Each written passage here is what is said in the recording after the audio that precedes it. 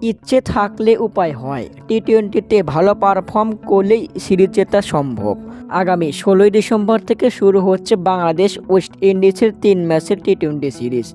সিরিজের প্রথম টি-20 ১৬ই ডিসেম্বর বাংলাদেশের সময় ভোর ৬টায় সেন্ট ভিনসেন্টে মাঠে নামবে দুদল। টি-20তে ঘুরে দাঁড়াতে পরিকল্পনা ঢেলে সাজাচ্ছে টাইগাররা। গ্লোবাল সুপার লিগে দুর্দান্ত পারফর্ম করেছে সৌম্য সরকার। তার ওই ধারাবাহিকতায় ওয়েস্ট ইন্ডিজের বিপক্ষে অনায়াসে সিরিজ জেতার আশা জাগালেন সৌম্য সরকার।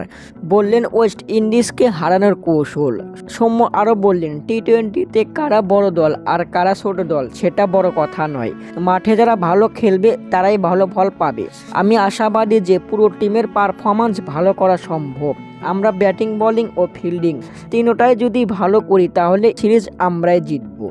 এদিকে বর্তমান ফর্মে নেই লিটন কুমার দাস, তবুও তাকে টি-20 সিরিজে ভারপ্রাপ্ত ক্যাপ্টেনের দায়িত্ব দিয়েছে বিসিবি।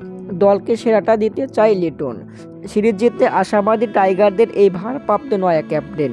তরুণদের নিয়ে শক্তিশালী একাদশ গড়ে ম্যাচ জিততে মুখিয়ে আছে লিটন কুমার দাস। দর্শক, আপনাদের মতামত কি? টি-20 সিরিজে কেমন পারফর্ম করবে বাংলাদেশ? কমেন্টের মাধ্যমে জানিয়ে দিন। ধন্যবাদ।